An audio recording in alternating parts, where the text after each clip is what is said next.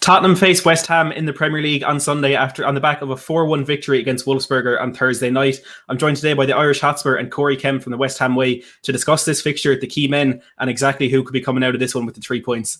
I'm Matt Hayes, and you're watching the Tottenham Fan Voice podcast.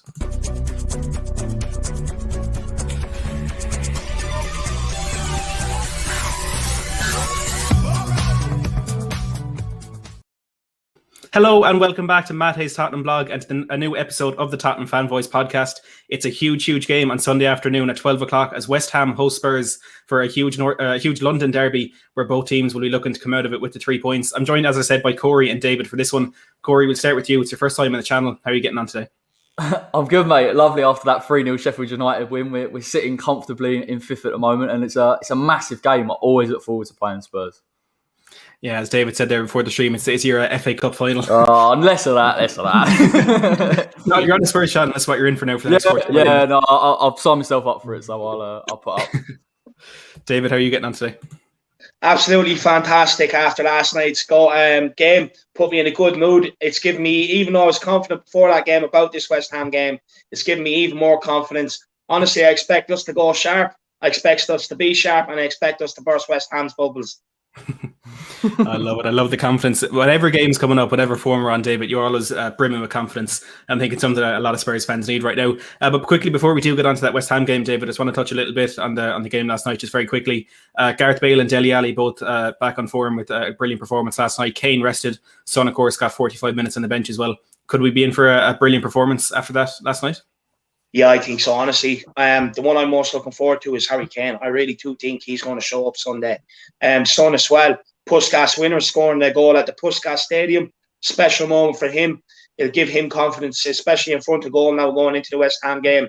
Gareth Bale, great performance. I'm sure we all know he loves the goal against West Ham. We can't remember that screamer he actually put into the top bins. Can't forget it, mate. and with Dele Alli, look, it's a platform to build on no matter what way the game goes Sunday, whether we're losing or winning. I would still bring on Dele Alli and just hopefully so he can keep his form ticking over now and see if we can get him back playing and get him back to his best. So that's what I'd expect. But a good win last night, delighted. It's nice to be back to winning ways after a long, hard few weeks. Yeah, absolutely. I think the best thing is now potentially having the ability to rest some players next Wednesday in the return leg, and we can move on to the Premier League after that. But Corey, no European football for West Ham at the moment, but very, very likely you could be in Europe next season. You're having a fantastic run of form, as we were just saying, up to fifth in the table. Have you been taken aback by how well you've done this season? Yeah, I was just saying before we went on live, I expected it to be a bit of a relegation battle this season, and how Moyes has got what he's got out of the players that we have, and we were speaking about Craig Dawson, even Ryan Fredericks now coming on. He had a brilliant game against Aston Villa, so we're developing, we're improving. We've got a tough run of fixtures, let's be honest. The next five, there's some big hitters in there, Man City, Man United, so if we're going to compete and we're going to get that European spot, we're going to have to start competing a little bit better against the so-called top six. I think a stat says West Ham have got more points than anyone else against the other 14 teams, but less points against the top six. So we've got to change that stat. I think Sunday's the game for it, if I'm honest. I'm hoping Moyes sees this as a bit of an opportunity. Yeah, I think any team would be kind of foolish to come into a game against Spurs right now and not see the potential to get 3 points there. Mike Smith here says, don't be confident for the West Ham game. This is West Ham's best team in a long while. And of course, you have to include the cup final jab in there as well. But David, it's a concern for us right now that we're going into this game, and I'm looking at this and saying West Ham are the form team. They have players who are playing better right now. Do you think West Ham actually have a better squad than Spurs? Yeah, I do actually. I do believe they have a better squad than Spurs in terms of squad depth. But look, let's be honest, Matty. We all know West Ham are allergic to Europe. They don't like Europe at all. So for me, honestly, I think this is the turnaround. I think this is where we spank them, show them who runs London, and then honestly, they have City next. Can't see them winning that. They've United, and like Corey was saying, they have a tough run of fixtures. So I think they could come crashing back down to earth over this period. And hopefully it starts Sunday. I'm not nervous at all. Honestly, I'm not nervous. I never am with West Ham. To be honest with you, 9 times out of 10 we tend to beat them, and I think the same course is going to show on Sunday. No disrespect, Corey. Look, I think West Ham are doing very well this year. Do I think you will end up in a European spot by the time the season finishes? I don't. That's just my opinion. but it's a good platform for you to build on. And if you can get investment right in the summer, you'll have a good shot next season, I do believe. And I think investment is one thing we'll definitely talk about a little bit later, Corey, in terms of West Ham, and mainly their reluctance to bring in a striker in the January window. But the reverse fixture here, Spurs, of course, threw away an incredible 3-0 lead in the final 8 minutes, and I'm sure you're licking your lips at the thought of talking about that game. And as much as I would like to deny that opportunity, I think it's very important. Should have smashed the stem, but you didn't. Unfortunately, you bottled it. So. Yeah. Bottled, of course. But look, it was a crazy game of football, and one that I'm sure West Ham will kind of take and try to bring into this game in terms of the confidence that you had and the ability you showed to break down Tottenham's backline. Do you think that turnaround could be a big confidence boost for West Ham tomorrow? Not necessarily. I think probably more generally in terms of form. I think we're confident. I think Spurs have had a dip, and I think Mourinho keeps flitting between formations and getting the team and picking up some form. So I mean, for us, I think we go in as probably the more consistent side. That Spurs game was such a strange one. We got our game plan wrong in the first half. You got it absolutely spot on. You were 3-0 up, and I was pulling my hair out. I couldn't understand why Moyes was playing that way, but I think it was to your own detriment. You sat back against us. We could get forward. The wing backs get deliveries into the box, and listen, you can't really script for Manu Lanzini's last minute winner. That was it was what it was. It was just a little bit of magic, but yeah, I think we'll be confident going into it. I just hope that Moyes shows the same confidence in the side. I do think we can get a result. But it depends. You can't write Spurs off. I think if you go out there and you try and press them too much, Harry Kane's going to thrive. So little bit of a catch-22, but I definitely think it'll be more competitive than last time. Yeah, I firmly believe that as well. Harry Kane seems to be at the moment the only real player who can turn games around for us. And we've been lucky that he got a break against Wolfsburg on Thursday, but he's an injury-prone player and he's not at full fitness. So if he's quiet, I think West Ham do stand a really good chance. But look, let's talk about the players that West Ham have. We start with Mikel Antonio. You were talking a bit before the stream there about his injury concerns, but he's a man who loves a goal against Spurs. And with the lack of another striker in the team, first of all, why do you think West Ham didn't sign a striker? And secondly, do you think Antonio could be a key player for you on Sunday? That's a big question, mate. That is a big question. If you're led to believe it, Moyes did have the money. He did have the Allaire money to go and spend and bring somebody in. He chose not to. I still don't think that's the right decision necessarily. I don't think anyone wanted him to go out and buy a 20 million, 25 million pound striker. I think we were linked with the likes of Tony and the Sevilla striker El Nassiri, and we weren't going to get that type of player in January. But I would have liked to have seen a loan signing or a 6-month deal because we do need a body up front. Having said all that, Lingard played fantastic in a false nine. There was a lot of fluidity between the front three. It just means if West Ham can adapt, and we have adapted at multiple times this season, we can still get results. I think that's been the difference. When Moyes first come in, we were a bit negative. We were relying on Mikel Antonio to stretch the lines and hopefully pick up something. But I think Moyes has shown his competency as a manager in terms of pushing men forward. You see why Soucek's got so many goals. So we've adapted as a side, and we can ultimately deal with it. The second question was about Mikel Antonio. Do I think he'll play on Sunday or whether it be... Listen, I think it'll possibly be 20 minutes. I can't see him starting for the life of me. He's having hamstring issues. We knew this was going to happen, which is why we should have brought a striker in. Even so, though, mate, I don't think he's looked the same player since the first hamstring injury around October time. He looked brilliant when he had Lingard and Ben Rama around him, and we were phenomenal going forward. But I do worry about him. I'm not sure whether this is a deterioration going forward. He's a dynamic player. He's explosive. He's fantastic in terms of stretching lines. But if he is slightly slowing down or there are problems there, he's not going to make the same impact. But listen, Mikel Antonio against Spurs, like you say, I'm sure he'll be well up for it. Yeah, that's my biggest fear in this one, him getting a epoxy little goal in the last minute to maybe get a result for West Ham if he does come off the bench. But David, there's much more talented players in that Spurs squad, players who can, on their day, can beat any team. Who do you think could be the key players for Spurs in this one? Honestly, first of all, I want to say I do believe Reguilón will be back. I really think he'll be key at left back, because if not, honestly, if David Moyes has done his homework, Ben Davies is getting spun again. And the fact that I think he played last night, I do think you will see Reguilón back Saturday. I think that'll be a big boost, because it gives us more of a threat down that side as well. You know what I mean? With him, with his crosses, Harry Kane running in, or whoever plays on the right, which might be Gareth Bale coming in. You never know. We can nick something at the back post. So for me, I think Reguilón is going to be crucial. I do think it's going to be absolutely crucial. Højbjerg has a good game. He needs to get a handle in that midfield. Him and Ndombele alongside Soucek and Declan Rice. They really do need to get a handle in there. I do think that's where the game's going to be won and lost, and I do think it comes up to who wants it more. My concern is that, Declan Rice and Soucek, they're scrappy players. They'll scrap for every ball. Believe me, they play for the badge. So it is going to be a scrappy game in there. But especially if we can get Harry Kane dropping deep, picking up the ball, just put Son in behind every time.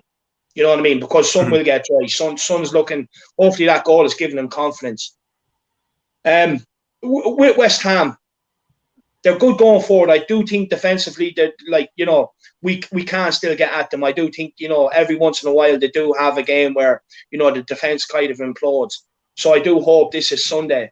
But look, I'm confident but nervous at the same time, because I'll be honest with you, West Ham do show up for Tottenham every single time. Like, we can't go into this game thinking they're not going to turn up, because they will turn up. They will turn up. They love beating Tottenham. And the last thing I want to see is Mikel Antonio doing the worm or the Homer Simpson dance, or, you know what I mean? Honestly, that's the last thing I want to see. Another thing is, I do think we need to kind of watch Soucek's late runs into the box. I think that's going to be a major problem for Tottenham, and I do think he'll get joy.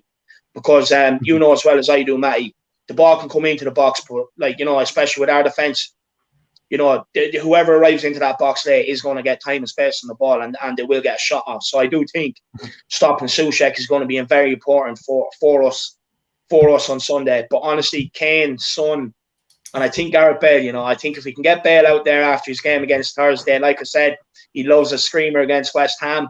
And honestly, I think if we can get, and Lamela is going to be crucial, actually, I think. Over the last few games, Matty, he's played very well, doing that floating role. Basically starts off as a centre attacking midfield, but picks up the ball, floats around. And the reason why he's going to be crucial is because he gives us something different. He's not afraid to play balls in behind. He can spray the ball from left to right. You know what I mean? So he's going to be absolutely crucial, because I think without that player, we're pretty much a direct team. It's, we're easy to play against without that sort of player like Lamela there trying different things. So I think he's going to be absolutely crucial. And again, he came on last night and was very positive, played very well. And he has again over the last few weeks. So hopefully we can play him, and hopefully he can do the same job. And as well, I'm not writing off Lucas Moura. I'm not going to get too hyped up off his performance last night. Yeah, he did look, he did look like Ronaldinho out there. He was class, we have to admit. But for me, if we could bottle that enthusiasm and energy and bring him on as an impact substitution, he could also make a difference. He's very direct. Yeah, no, I fully agree with you on that, and it's so refreshing with the amount of times we've sat here and said Lamela isn't good enough for this game, Lucas isn't good enough, Bale isn't good enough, and it's a complete flip on that now. They've shown really good play in the last couple of weeks, and I do think a lot of that has come from Jose's kind of change in system, going from that 4-3-3 to the 4-2-3-1. That was kind of the one of the main things under that Pochettino era, kind of what these players are a bit more used to, and we're starting to see the quality in those players starting to shine through now in that new system. Before we go any further, let's welcome Ben Glander from the West Ham fan channel to the stream. How are you today, Ben? How we doing, boys? Apologies, because I knew it was 6 o'clock, but I didn't think we'd be on like literally 5 past. So I had a quick shower and realised that Corey was on. So I hope you guys are all well, and thank you for having me on. Yeah, no, thank you very much for joining us today. It's a pleasure to have you here. We'll throw it straight into it, Ben. Thomas Soucek has been a revelation for West Ham this season, scoring goals left, right and centre, and of course being a powerful enforcer in the middle of that park with Declan Rice as well. How impressed have you been with his addition to the West Ham side? It was something that we needed for a long time, those legs in midfield, because it always felt that, Declan Rice was probably doing two men's job in midfield, and that's no disrespect to Noble, but Noble still got the quality on the ball, but in terms of physicality and being a presence in midfield in regards to legs, he just doesn't have it anymore. And that's not that's just because of old age. He's 33, 34 now. But what we knew he scored goals. We knew he scored goals in Slavia Prague and whatnot, and he did come from like a team in the Champions League, and they were playing in the Champions League. But we didn't think he'd have the kind of impact that he has had in this team in terms of scoring goals. And a lot of people liken him to Fellaini, but he's so much better than Fellaini. In terms of he's technically better than what we actually give him credit for. I think the goal against Aston Villa sort of shows his ability in terms of striking the ball. He runs from deep, he gets the ball, and it's a fantastic shot across the goalkeeper. And we haven't really seen that from him, but we know he's got it because a lot of his goals have been from corners or set pieces and whatnot. But him and Declan Rice in the middle, along with like Ogbon in the defence, have been a catalyst as to why we've been doing so well, I think. Yeah, and it's worrying to hear you say there about Soucek scoring his goal from set pieces, because as Corey said, that could be a very good route to goal for you as well. And Spurs so vulnerable from set pieces, and vulnerable defensively altogether this season, but mainly from set pieces. It could definitely be a route to success for West Ham in that one. And Corey, another player who could play a part in that is Craig Dawson. As you were saying, a player that you've been surprised that he has been so good for West Ham this season. Is that Michael Dawson's brother? I don't think so. I'm not sure. He's a guy with West Brom last season. I don't think they're related though. Much better, but no. Look, he's I think he surprised a lot. He surprised a lot. I can speak for Ben probably, but he surprised a lot of West Ham fans since he's come in, and I think he was kind of met with that scepticism of he's a bit of a cast off from Watford. But honestly, I think defensively he's improved game on game. His leadership, his understanding, he reads the game incredibly well with Angelo. I think as well he's in a back three at the minute, so it does suit him. I think it suits our defenders generally. Creswell can get forward a bit more in that, and we saw that against Sheffield United. So, and from set pieces as well, his movement's unbelievable. If you watch him, his understanding of the game and the deliveries, and the fact we can use Creswell in that final third, he's vital. And if you've got a fantasy team, you need to put him in. But unbelievable, great signing. Yeah, yes, I think he's one of those. You always have these like signings in the Premier League that you think are just a good kind of fringe player to have, or a good influence in the dressing room. They turn out to be these incredible additions to the side. And David, we certainly could have done with that centre back that could have come in and shaken up our defence. Who do you think Jose will go with in this one, defensively? Defensively, look, I think. See, it's hard for me. I'm tossing between.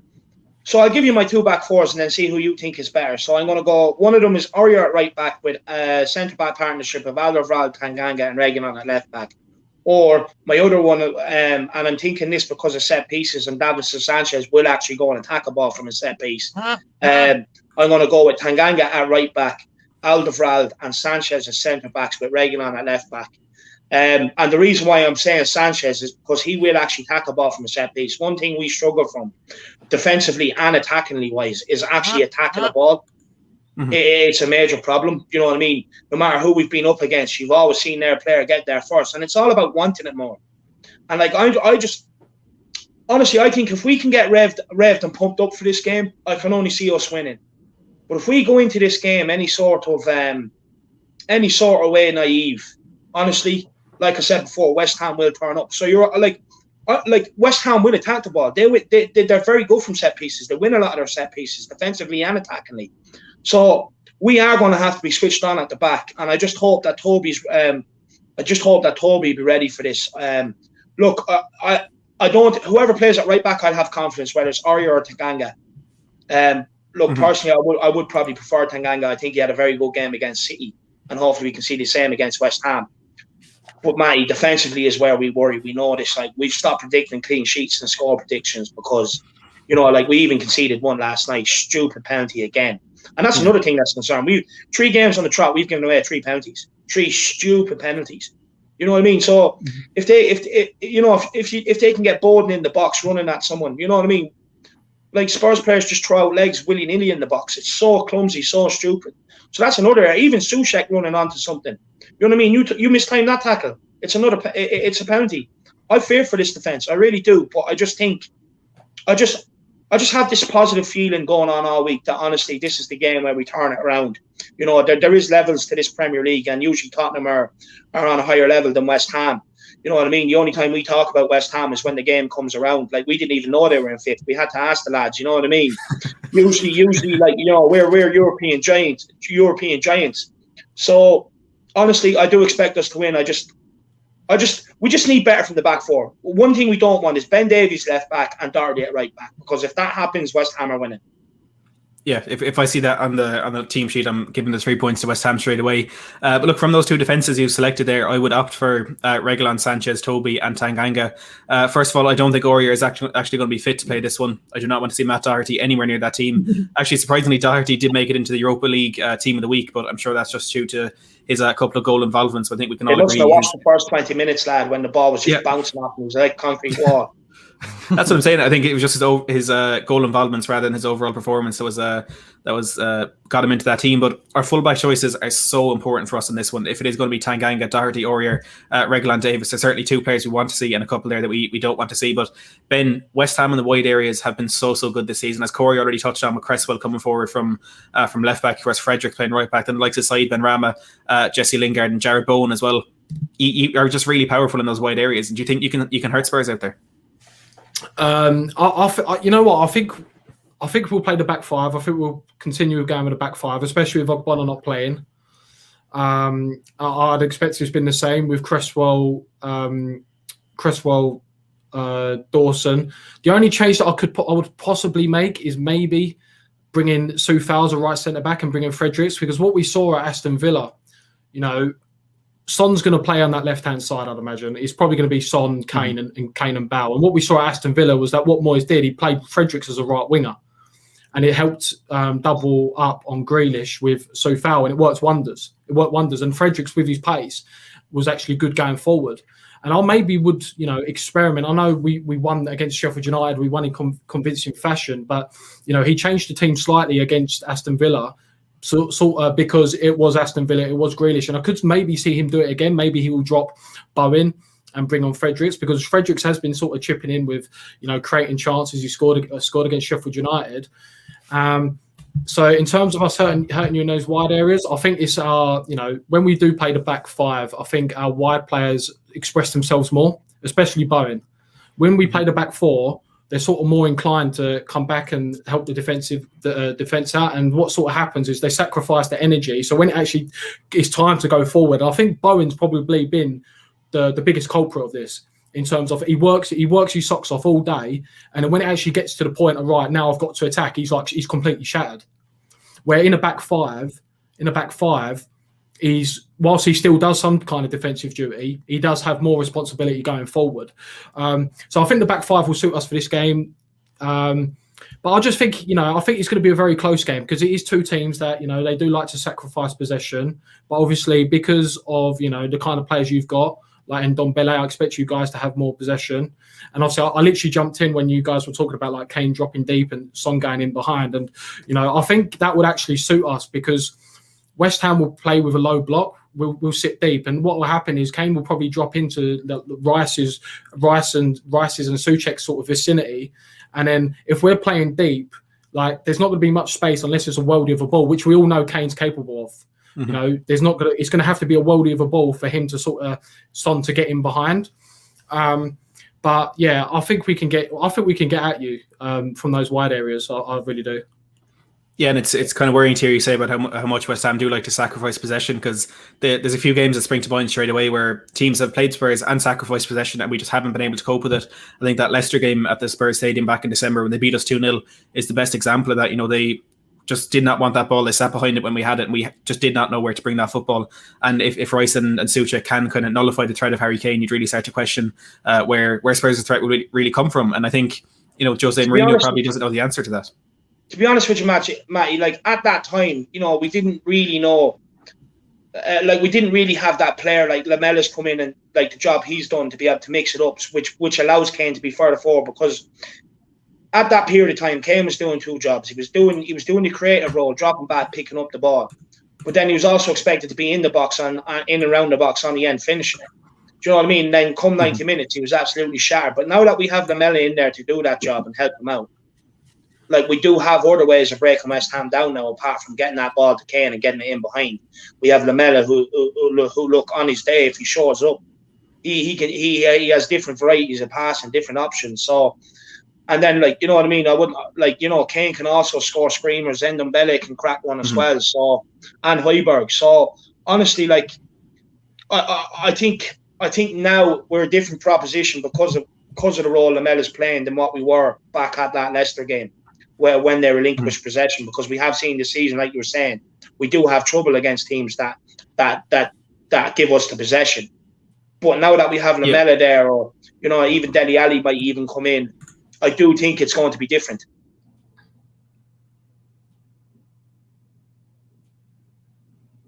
Oh, you there? I think he's gone. Stunned into silence. We'll carry on anyway. But no, yeah, so look, I do think it's going to be different, like, you know what I mean? But we do struggle against low block teams. Honestly, I'm really expecting you to turn up for this one, but is there any players from Tottenham that you'd be worried about, lads?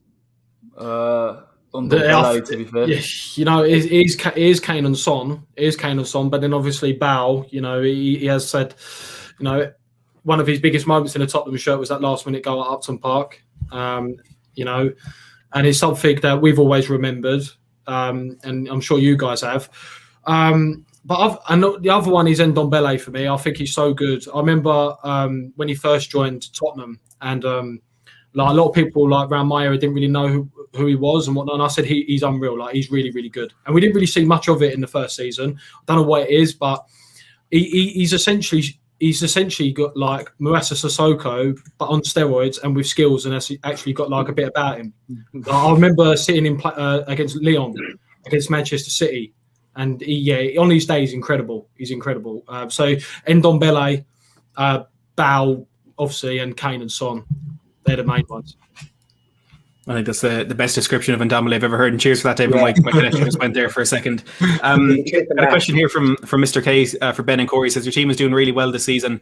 Is Moyes now the right fit? I'll give this one to you, Corey. I've been speaking a bit lately about, I think maybe Dean Smith at Aston Villa is a good example where, you know, he's done really well for the club. He's gotten them to a fantastic level. I think Sean Dyche at Burnley is a similar thing. But perhaps you can look at Villa and say there's a lot more potential in the club, and perhaps Dean Smith isn't the manager to take them on that next step. Do you think it could be a similar thing with David Moyes, or do you think he has what it takes to progress West Ham as a club?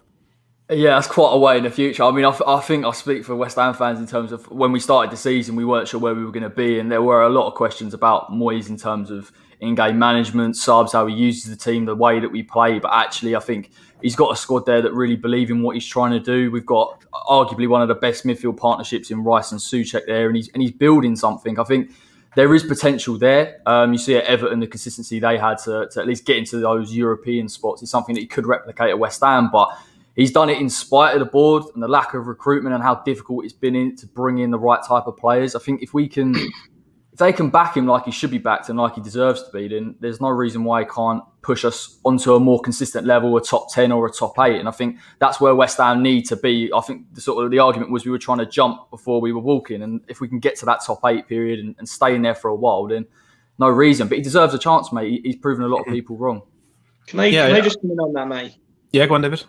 Look, I grew up watching David Moyes at Everton. And to be honest with you, for the size of the club, he done so well at Everton, you know what I mean? And for me, he took the United step too soon. Like I'm looking at West Ham, and they'd be similar to the Everton team I grew up watching you know what I mean? And for me, but they're a bigger club. So I honestly think he is building something there. There's a few special players there in Declan Rice, Soucek. You know what I mean? There's a couple of special players there. I really do think he's building something, and I honestly would urge West Ham fans to stick with him. I really do think he'll be able to build on it. I do think he'll be able to get you into Europe as well. And I think with the right backing, I honestly do see good times ahead for you with David Moyes. I think he'll constantly have you challenging up the top end of the table for European spots every season as well. So honestly, I would stick with David Moyes. Honestly, I think he's progressed as the season gone on as well. Like he's done fantastic for us, you know. It's what we needed, really. You know, when he come in again the second time, everyone was fuming, to be honest. We sort of gone down that route of Pellegrini. Let's spend money, you know. Let's get a big name manager in, and it just never worked out. And then when we got David Moyes, it just seemed, you know, it was the cheap option. But it's what we needed. You know, he's got the fundamentals right in terms of, you know, working hard for each other, like a certain team belief. And I feel like throughout the season he's progressed, because whilst we were doing well, there was a couple of gripes still with Moyes. One of them being, for example, like he was too reactive instead of proactive. You know, he would be thinking about making a substitution, right? Leave it 10 or 15 minutes when the other team's on top. The team would score, and then he'd go and make that substitution instead of doing it, you know, in before. And sort of as the season's progressed, he sort of has got it, you know, more spot on in terms of being proactive rather than reactive. The only thing I would say about Moyes is, you know, and this is the only one, is we've seen a lot of results like Liverpool, for example. You know, they lost at home to Brighton, they lost at home to Burnley. I feel like he still says it. I'm not sure if it's to take pressure off players, but I feel like sometimes we do give teams far too much respect, and and it's not a bad thing, because, for example, when we go to Manchester City, I can sort of agree with it next week because they're on top form, they're scoring goals, they're hardly conceding. But when we played Liverpool were vulnerable. They were losing games, they weren't playing well, and we literally backed off and we were like, well, we were playing the Liverpool of last season rather than the Liverpool team of now. And a lot of people did say, well, it is Liverpool. right? You've got to remember it's Liverpool, and it wasn't the result that we lost against Liverpool, because at the end of the day, they still had some world-class players, like the goals they scored.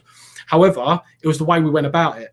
I felt like we gave Liverpool far too much respect, and we weren't playing the Liverpool of last season. They had no Mane, Van Dijk, they had no Fabinho, they had two centre-backs, a youngster and Henderson, and we had Antonio, and we never really tested them. So that's the only thing with Moyes. But other than that, he's done a magnificent job, and we need to give him a new contract ASAP, I think. Yeah, one of the bigger criticisms, I think. Oh, sorry. I was going to say one of the bigger criticisms that has been given to West Ham in the past is that they're not a team who will kind of grind out those victories. Like if there's a tight game, you'd often see West Ham kind of fall on the wrong side of things. And just looking back at your results since the turn of the year, a 1-0 win against Everton, 1-0 against Burnley, one goal wins against West Brom, Crystal Palace, and bigger wins then against Villa and West Ham and Sheffield United as well. Sorry. This is not something we're used to seeing from West Ham, where it is kind of consistent wins. Of course, there's defeats there to Liverpool and Manchester United, which can be forgiven. Liverpool are Liverpool, as you said, and Man United being on very top form this season. But it's the consistency, I think, for me, is the most impressive part about West Ham this season. And it's one of those seasons where the majority of teams are struggling. Like, you can look at Spurs at ninth, you can look at Arsenal, funnily enough, still below us. Chelsea struggle to get consistency and things. And it seems to me as though it's going to be that one team who can find that consistency, no matter what the quality is, who will very likely creep into those Europa League places. I think maybe if Leeds find something similar, they can get in there as well. But it's the next couple of games that are really important. And Corey, you were talking about this before, so I'll throw this one to Ben. After you play Spurs, you have Man City away, Leeds at home, Man United away, Arsenal at home, Wolves away, and then Leicester at home. And then you have an easy game against Newcastle and Chelsea after that. How important is this next month or two going to be for West Ham season, Ben? I think it's going to be the make or break, really. I think we've got to, I'm looking at the home games. I think we can get results in the home games. Obviously you guys, you won last night, but in general your league form hasn't been that great as of recently. Arsenal are very inconsistent. Leeds United, we played away at Leeds United, and you talk about consistency and like winning by one goal. That is something. This team has got that the last season at the Bolins team that didn't. A lot of those games we had to probably score four goals to probably guarantee a win.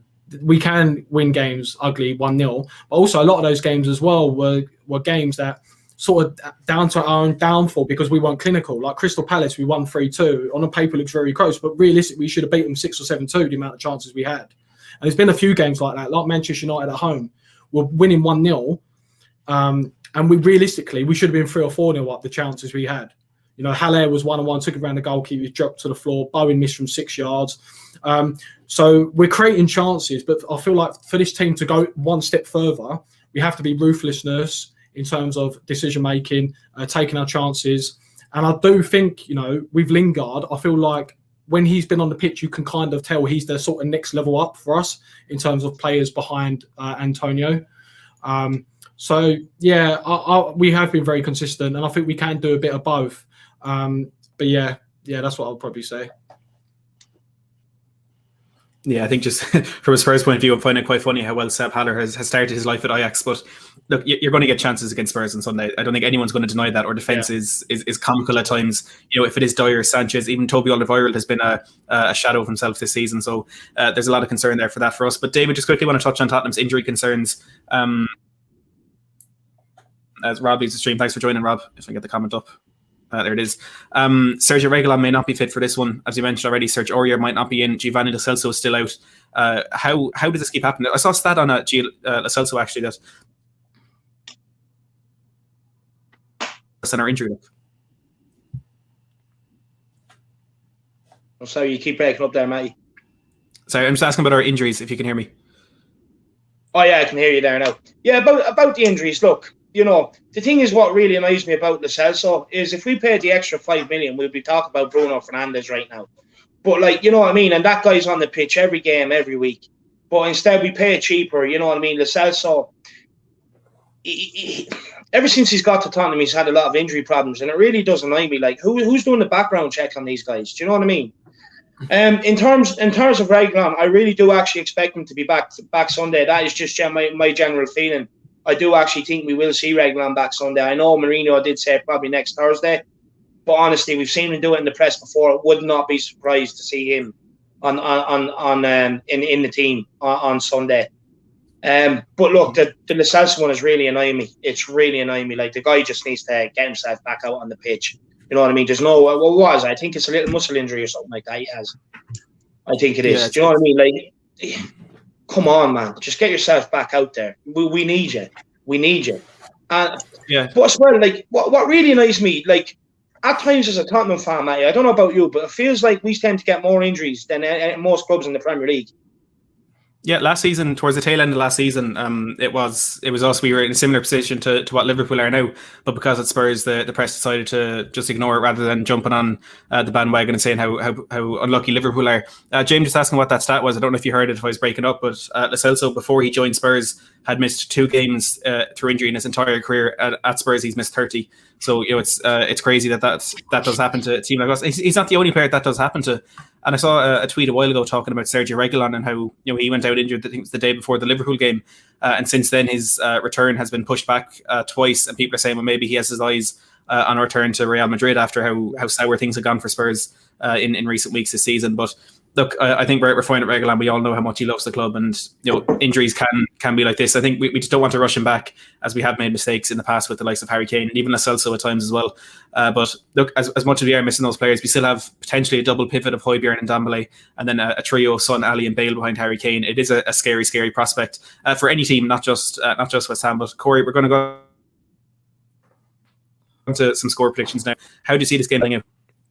I've got back West Ham, and I reckon 2-1 West Ham. I think we can get a set piece. I definitely think we can hurt you. I think Harry Kane, if he's in the side, then you will get a goal at some point. Maybe if we sort of switch off, but I've just got to back West Ham. I think we can get a result if we're positive in this game. It's massively important that we go for it a bit and not play Spurs. We just play the team in front of us.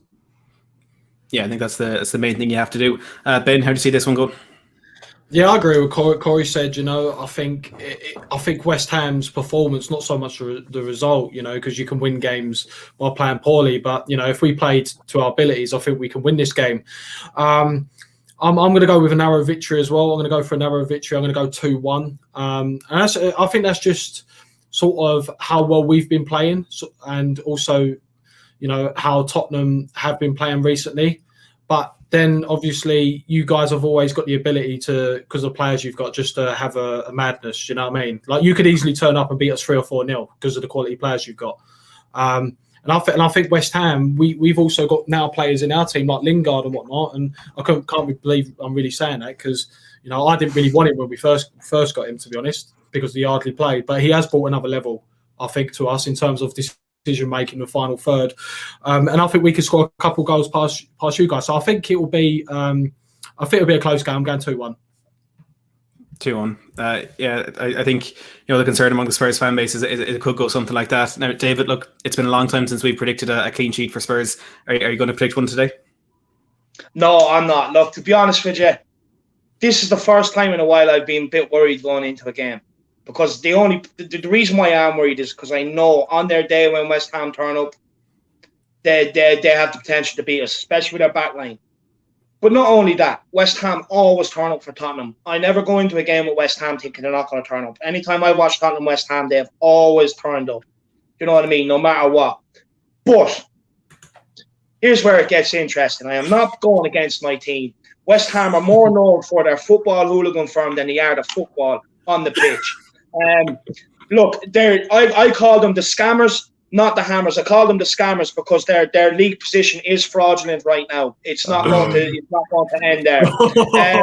Honestly, I think we're going to turn up. I think we're going to turn up sharp. I'm going to give Harry Kane the sword walking out, bursting all them little bubbles on his way out, walking onto the pitch. And to be honest with you, I'm going to go Tottenham 3-1. I think this is going to spark. I think this is going to spark us into life. I think this is the game we need. I know it's the game I need. And honestly, I've been saying it all week on the build up to this game. I am very confident going into this game. I just have this feeling, this positive feeling that this is going to be the game. And like I said, West Ham, they're more known for their firm than they are for the football. So honestly, I think 3-1. Come on, you Spurs. David, I tell you something. You could get me fired up for a 5-a-side friendly game. I'll always love the energy and the enthusiasm. I'm not going to echo it as much. I think we can come out of this one with a win. Go for a bit narrower of a 2-1 win, because look, we're not going to keep a clean sheet. it's as simple as that. We couldn't do it against Wickham, we couldn't do it against Wolfsburg, or we just about did it against Marine. So I think West Ham will get on the score sheet, but with the likes of Kane, Son and Dembele, and hopefully Dele Alli and Gareth Bale back on form, there's a lot of power, a lot of quality in that Spurs team that can hurt West Ham. And I think we're going to be out for a bit of revenge for that comeback at the Spurs Stadium earlier this season. We've Paul here in the comments saying, unfortunately, we appear to be hesitant or nervous in the Premier League this season. Don't see a clean sheet. A hopeful 2-1 to Spurs. Thanks very much for tuning in, Paul. We've Rivalry Side TV here coming in with David Mean in business with his hat on. Legend. Look, it's the hat, it's trademark now. Awesome. All coming in with the $4 super chat saying play Bale on 10 and Lamella on the right. Thank you very much for the super chat. And look, that's the thing, as we were saying earlier, we do have those options in attack now, more so than Kane and Son, and just pick a random player to sit in just to make up the numbers on that right hand side. We do have a lot more quality there, some players who are starting to hit form, and hopefully they can be effective in this one. Before we end here, lads, I just want to go to Corey and Ben. Start with you first, Corey. Amir is asking, what would you consider a good season for the Hammers? Yeah, I've had to change it a few times probably over the season, particularly where we are. I think 8th would be a good season. I think it's just on that January transfer window. I feel like if we could have got a striker in there, I possibly would have said actually go for those Europa League. But you never know, mate. I think 8th is a great season. To be fair, my expectations are blown out. I thought we were getting relegated, so top half is great. But where we are at now, I think 8th, maybe 7th. That's a good season. What would you say, Ben? Yeah. When I done my prediction video, I predicted 17th to finish 17th, just to scrape it. Wow. But then obviously, how we're doing this season, where we're fifth, I think. Because we got knocked out against Manchester United, speaking on like majority of West Ham fans, if we slid down the table to 13th place and we done well in the FA Cup, would have took it every single day of the week. If we went deep into the FA Cup and we slid down to 13th, yeah, fine, okay. But considering where we are now, I think 8th is a very good season, but would still be a little bit gutted, that we didn't get the Europa League, because whilst Europa League is not everyone's favourite competition, that's the next step for West Ham. And obviously Corey did mention about walking before you can run. But I would be gutted if we finished 8th or 9th. I would be a little bit gutted that we didn't get Europa League, considering we're 5th with 14 games left of the season. But yeah, 8th would still be a fantastic season, but I'll be gutted if we didn't get 7th. Yeah, it's once you're up in those positions, I think that becomes what you want. I think we can say it ourselves, Dave, but once you got to the top of the table, that's all we wanted to do for the rest of the season. And look, we knew it wasn't going to last. We didn't think it was going to turn as bad as it did, but here we are, 4 points behind West Ham going into London Derby. It's not anywhere we ever thought we'd be. But guys, thank you very much for your time today. Absolutely greatly appreciated from all three of you. Can we just get a quick note on where to find you on Twitter and YouTube, if you want to start there, Corey? Yeah, Corey Kemp __ on Twitter, and the West Ham Way on YouTube. Perfect. Ben, where can we find you? Just BG West Ham and Ben Glander West Ham fan channel on YouTube. Perfect. And David? The Irish Hotspur and on YouTube, and at the Irish Way on Twitter. I just want to say big up, lads. Pleasure absolutely meeting you. Sound lads, great show. Really enjoyed it. Thanks very much. Yeah, thanks absolutely. for having me. Boys.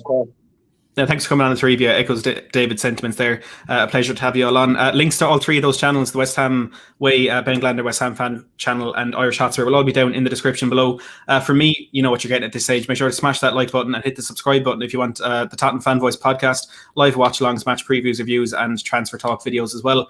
If you are interested in getting access to exclusive content and the member call-in show before every watch-along, make sure to hit that join button down below. And I will be heading over to Rivalry Aside TV at 7 o'clock for a Premier League prediction show. So what I'm going to do is I'm going to spam the link there in the chat if you want to head over, smash a like in the stream, subscribe to Rivalry Aside TV, and make sure you let them know I sent you in the live chat. But from the four of us today, that's all we have time for. It's going to be an incredible game on Sunday, and hopefully me and David will be back here next week talking about a Spurs victory.